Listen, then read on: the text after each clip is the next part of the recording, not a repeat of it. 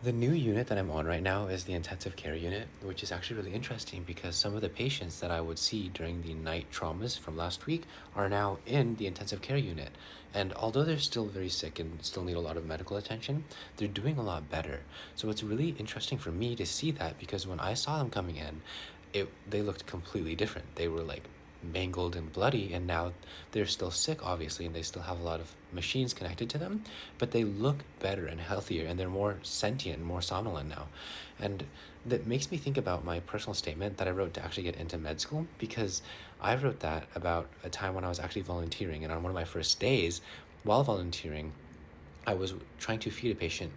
that was so sick and had so many machines coming in and out of this patient, and it's like scared me so bad, and I almost quit pursuing medicine right then and there.